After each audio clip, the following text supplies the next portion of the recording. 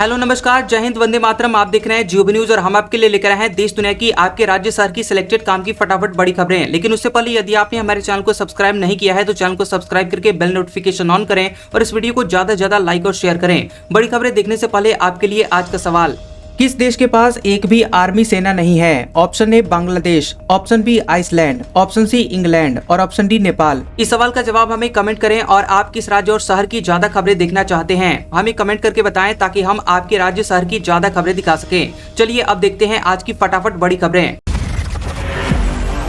चुनाव आयोग बोला केजरीवाल यमुना में जहर का सबूत दें। केजरीवाल बोले चुनाव आयुक्त राजनीति कर रहे हैं, दिल्ली से चुनाव क्यों नहीं लड़ लेते। दिल्ली विधानसभा चुनाव के बीच यमुना के पानी को लेकर अरविंद केजरीवाल और चुनाव आयोग के बीच जमकर बयानबाजी हुई। चुनाव आयोग ने केजरीवाल को चिट्ठी लिखी और 5 सवाल किए।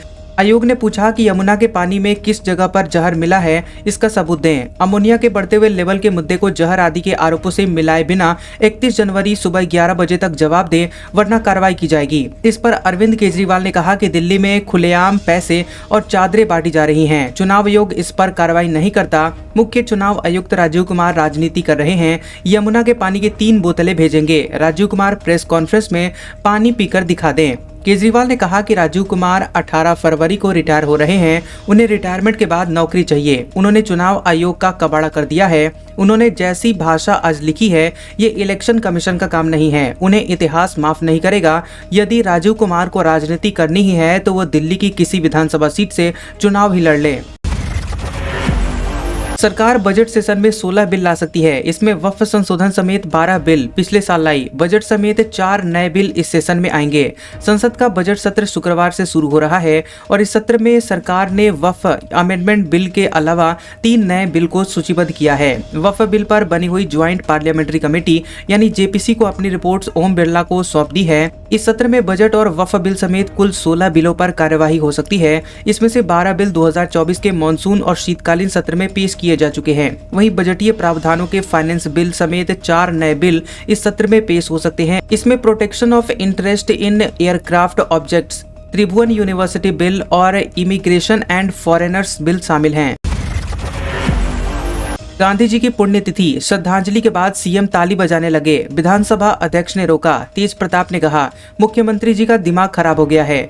महात्मा गांधी की 77वीं पुण्यतिथि थी और पूरा देश उन्हें याद कर रहा है। वहीं पटना में बापू के लिए श्रद्धांजलि सभा का आयोजन किया गया था। यहाँ पर बिहार के सीएम नीतीश कुमार महात्मा गांधी को श्रद्धांजलि देने के बाद ताली बजाने लगे। विधानसभा स्पीकर नंद किशोर यादव ने उन्हें रोका। इस दौरान मुख्यमंत्री के पास खड़े deputy CM Vijay Sinha confuse दिखे। पहले उन्होंने ताली बजाने के लिए हाथ उठाया, फिर नीचे कर लिया। दरअसल मुख्यमंत्री मंत्रियों के साथ पटना के गांधी घाट में महात्मा गांधी की पुण्यतिथि पर श्रद्धांजलि देने के लिए पहुंचे थे और 2 मिनट का मौन रखकर उन्हें श्रद्धांजलि दी जा रही थी। मौन के खत्म होते ही मुख्यमंत्री ताली बजाने लगे। श्रद्धांजलि सभा में विधानसभा speaker Nand Kishore Yadav, deputy CM Vijay Sinha, मंत्री अशोक चौधरी भी शामिल हुए।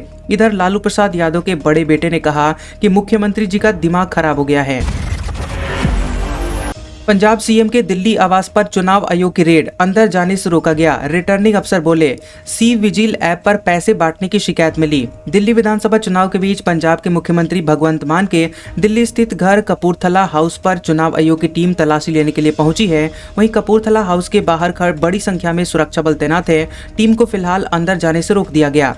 मान के घर पहुंचे रिटर्निंग ऑफिसर ओपी पांडे ने कहा कि हमें पैसे बांटने की शिकायत मिली है। हमें 100 मिनट में शिकायत का निपटारा करना है। हमारी फ्लाइंग स्क्वाड टीम FST यहां आई थी जिसे अंदर नहीं जाने दिया गया। मैं उनसे अनुरोध करने आया हूं कि हमें एक कैमरा पर्सन के साथ अंदर जाने दिया जाए। पैसे बांटने की शिकायत सी विजिल ऐप पर मिली थी। रेड पर भगवंत मान ने कहा कि प्रवेश वर्मा खुलेआम पैसे बांट रहे हैं, लेकिन ये चुनाव आयोग को नहीं दिखाई दे रहा है। वर्मा ट्वीट करके बताते हैं कि वे पैसे कहां बांटेंगे, लेकिन भगवंत मान, अरविंद केजरीवाल और सौरभ भारद्वाज के घर पर छापेमारी होती है। वहीं आम आदमी पार्टी ने अपने सोशल मीडिया पोस्ट में लिखा कि हार सामने देख कांप उठी भाजपा। भाजपा की दिल्ली पुलिस पंजाब के सीएम भगवंत मान जी के दिल्ली के घर पर रेड करने पहुंच गई। भाजपा वाले दिन दहाड़े पैसे, जूते, चादर बांट रहे हैं, मगर पुलिस और चुनाव आयोग की आंखों पर तो भाजपाई पट्टी बंधी है। Calling plus SMS only plan 210 रुपए तक सस्ते हुए। ट्राई के एक्शन के बाद जियो और एयरटेल ने बिना डेटा वाले प्लान की कीमतें घटाई। बता दें कि जियो और एयरटेल ने calling plus SMS only tariff plan की कीमतों में कटौती की है। Telecom regulatory authority of India यानी ट्राई के एक्शन के बाद जियो ने 210 रुपए तक और एयरटेल ने 110 रुपए तक अपनी कीमतें कम कर दी हैं। वहीं ट्राई ने हाल ही में टेलीकॉम कंपनियों को अपने यूजर्स के लिए voice plus SMS only pack का ऑप्शन अलग से देने को कहा था। बता दें कि इसके बाद कंपनियों ने सिर्फ वॉइस कॉलिंग प्लस SMS के नए टैरिफ प्लान तो जारी किए, लेकिन इनकी कीमत डेटा वाले प्लान वाली ही रखी है और इनमें से सिर्फ डेटा हटा लिया गया है। यानी कि कंपनियों ने पुराने प्लान को ही डेटा हटाकर अपडेट कर दिया, लेकिन कीमत कम नहीं की थी। ट्राई ने कंपनियों की ओर से जारी किए गए calling plus SMS only tariff plan के रिव्यू करने की बात कही थी, जिसके बाद कीमतें सस्ती की गई हैं। महाकुंभ में इंस्पेक्टर ने श्रद्धालुओं के खाने पर बालू डाली। अखिलेश यादव ने इसका वीडियो शेयर किया। मेला क्षेत्र में फिर कई पंडाल जले।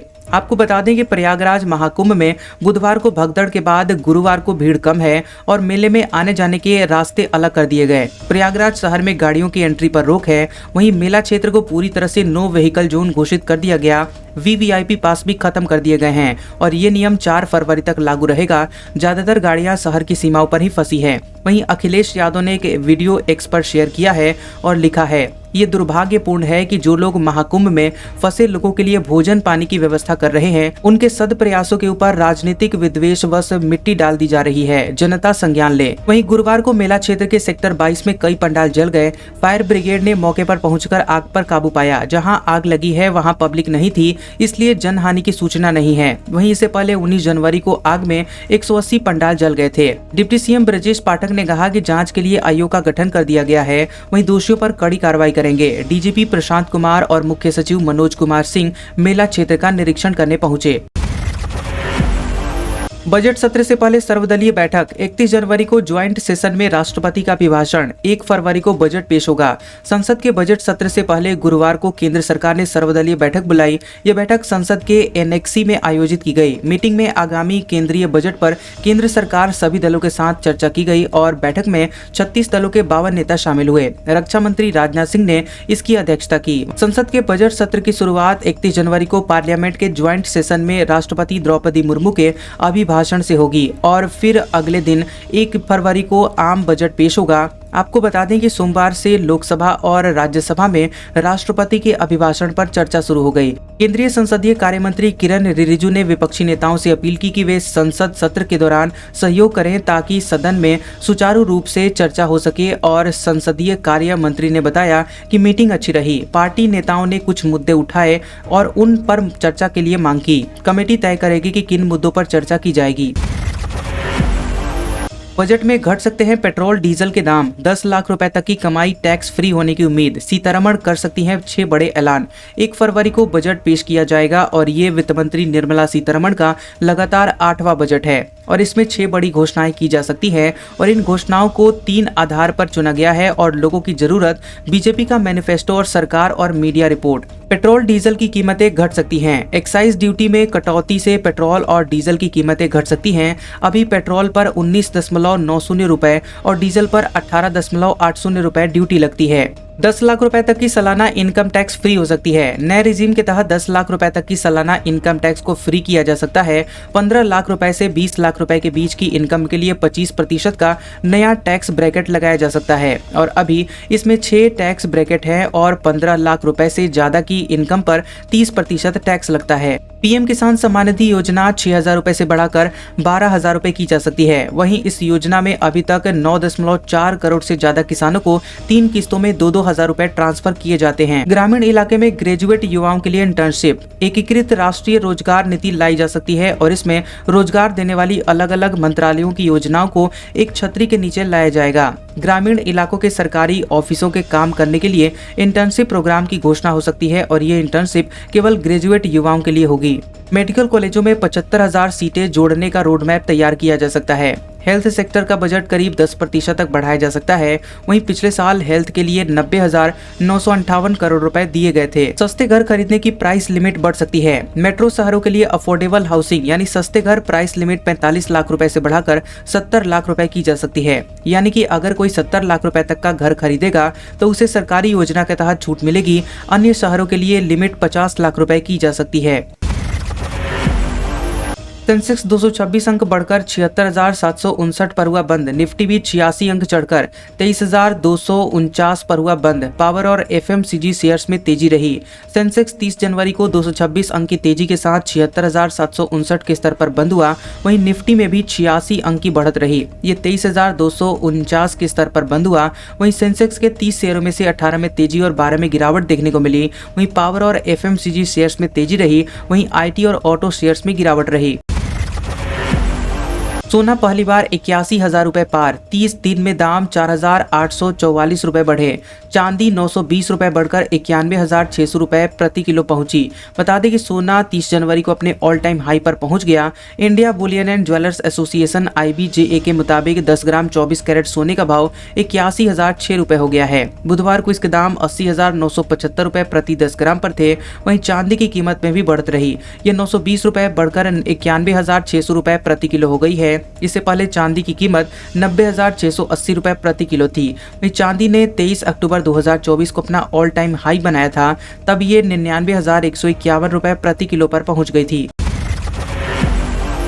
लैंड फॉर जॉब स्कैम मामले में पूर्व BPSC चेयरमैन पर चलेगा केस। रेलवे बोर्ड में भी थे RK महाजन। तेज प्रताप यादव स्वास्थ्य मंत्री बने तो मिली विभाग की जिम्मेदारी।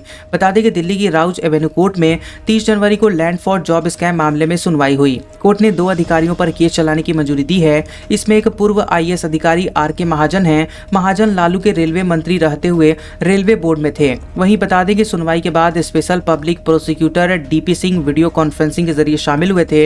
Advocate Manu Mishra physically court के अंदर मौजूद थे। इस मामले में अब 7 फरवरी को अगली सुनवाई होगी। हनीप्रीत को डेरे की फुल पावर देगा Ram Rahim. Power of attorney देने की तैयारी। डेरा मुखी के सिरसा आने की यही है बड़ी वजह।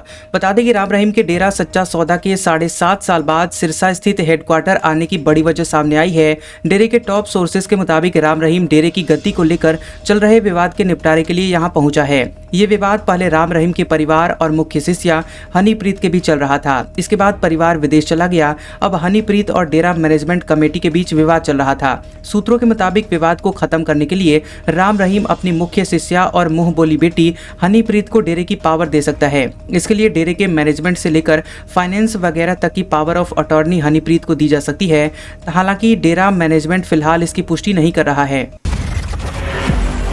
अनिल विज अपनी ही बीजेपी सरकार से नाराज। मंत्री बोले, ग्रीवेंस कमेटी मीटिंग में नहीं जाऊंगा। किसान नेता डल्लेवाल की तरह अनशन करूंगा। हरियाणा के बिजली एवं परिवहन मंत्री अनिल विज अपनी ही पार्टी की सरकार से नाराज हो गए हैं। विज ने 2 टूक कह दिया है कि वे अब ग्रीवेंस कमेटी की मीटिंग में शामिल नहीं होंगे। इसके पीछे की बड़ी वजह बताते हुए अनिल विज ने कहा कि इस मीटिंग में उनके दिए गए आदेश लागू नहीं किए जाते हैं। उन्होंने यहाँ तक चेतावनी दी कि अगर जरूरत पड़ी तो वे किसान नेता जगजीत डल्लेवाल की तरह अनशन करने को भी तैयार हैं। वक्फ संशोधन विधेयक। जेपीसी ने लोकसभा स्पीकर को सौंपी रिपोर्ट। बजट सत्र में संसद में पेश की जाएगी। ओवैसी बोले थे इसका विरोध करेंगे। वक्फ संशोधन विधेयक को लेकर संसद की ज्वाइंट पार्लियामेंट्री कमेटी यानी जेपीसी ने draft report Lok Sabha speaker Om Birla को सौंप दी है। इस दौरान जेपीसी अध्यक्ष जगदम्बिका पाल, निशिकांत दुबे समेत अन्य भाजपा के सांसद मौजूद रहे। विपक्ष का कोई सांसद नजर नहीं आया। वहीं जेपीसी ने एक दिन पहले ही ड्राफ्ट रिपोर्ट को मंजूरी दी थी और 16 सदस्यों ने इसके पक्ष में वोट डाला था। वहीं 11 मेंबर्स ने इसका विरोध किया। कमेटी में शामिल विपक्षी सांसदों ने इस बिल पर आपत्ति जताई।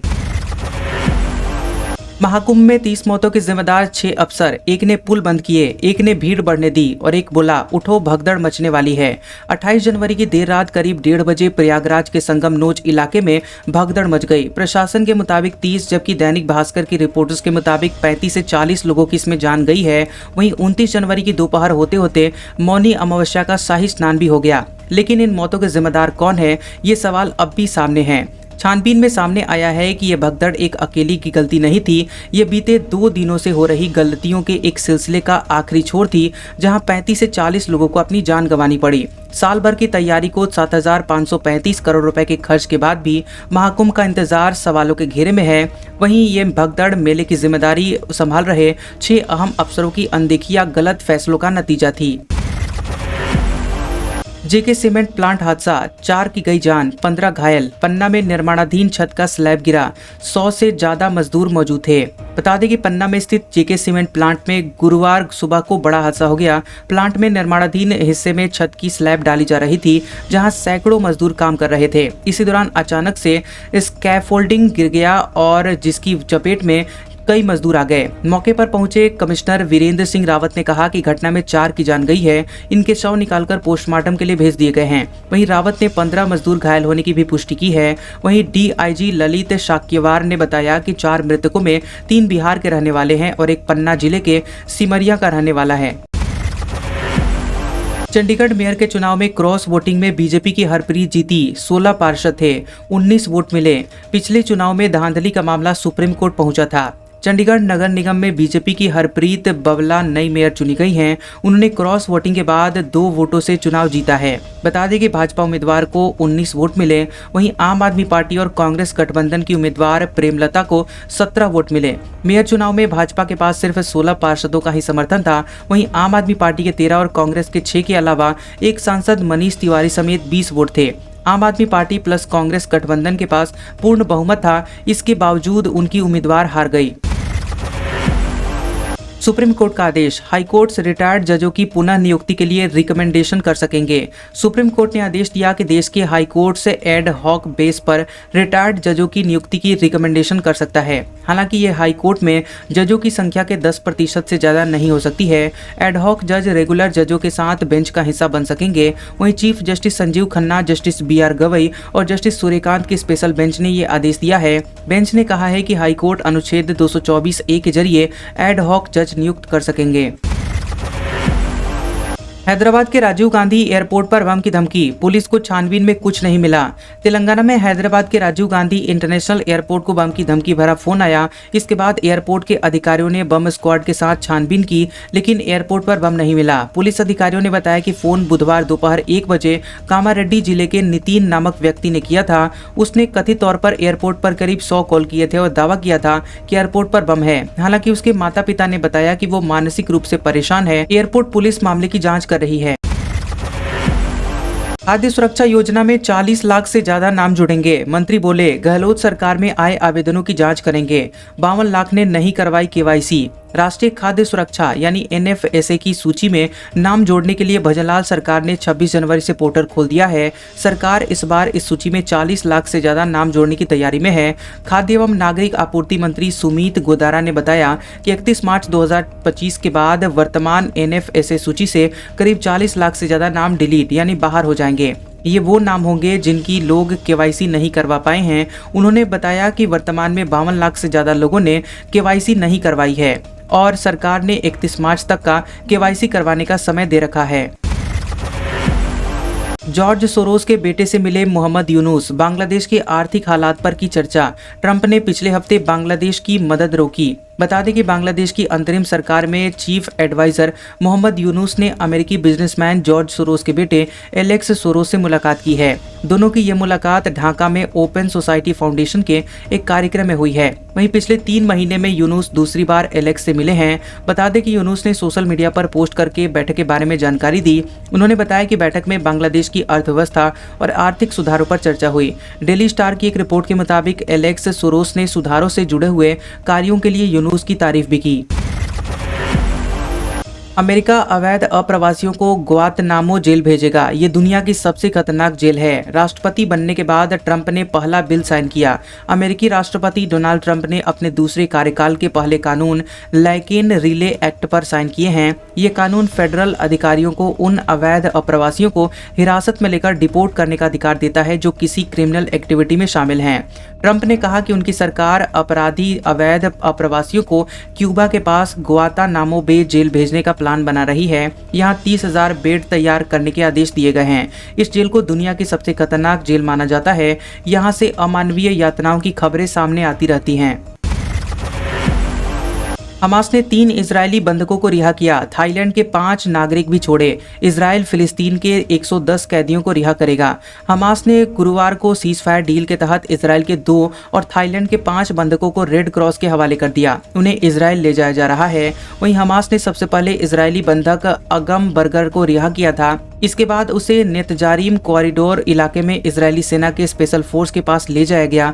उन्होंने अगम को गाजा पट्टी से निकाला। इजरायल पहुंचने के बाद अगम को IDF अगर के स्वास्थ्य जांच के लिए बॉर्डर के पास एक फैसिलिटी सेंटर ले जाया गया। अगम बर्गर इजरायल की निगरानी सैनिक हैं, जिन्हें 7 अक्टूबर 2023 के हमले के बाद नाहल ओज पोस्ट से हमास के लड़ाकों ने किडनैप कर लिया था। चलिए अब देखते हैं अगले 24 घंटों के दौरान देश भर के संभावित मौसम पूर्वानुमान। अगले 24 घंटों के दौरान हल्की से मध्यम बारिश और बर्फबारी अरुणाचल प्रदेश, सिक्किम, गिलगित बाल्टिस्तान, मुजफ्फराबाद और लद्दाख में हो सकती है। वहीं दक्षिण तमिलनाडु में हल्की से मध्यम बारिश होने की संभावना है। पंजाब, हरियाणा, केरल, लक्षद्वीप और नागालैंड में अगले 24 घंटों के दौरान हल्की बारिश होने की संभावना है। उत्तर पश्चिम, मध्य और पूर्वी भारत में न्यूनतम तापमान और बढ़ने की संभावना है। आज का सुविचार, कौन कहता है कि सफलता हाथों की लकीरों में होती है? सफल तो वे भी होते हैं जिनके पास हाथ नहीं होता। कैसा लगा ये वीडियो हमें कमेंट सेक्शन में जरूर बताएं। वीडियो पसंद आया हो तो वीडियो को लाइक और शेयर करें और ऐसी इंटरेस्टिंग वीडियोस देखने के लिए हमारे चैनल GOB न्यूज को सब्सक्राइब करें और बेल आइकॉन को दबाएं। और हमारे ओल्ड और लेटेस्ट वीडियोस देखने के लिए हमारे प्लेलिस्ट और कम्युनिटी टैब को जरूर चेक करें। तो मिलते हैं अगले वीडियो में, तब तक के लिए आपका शुक्रिया।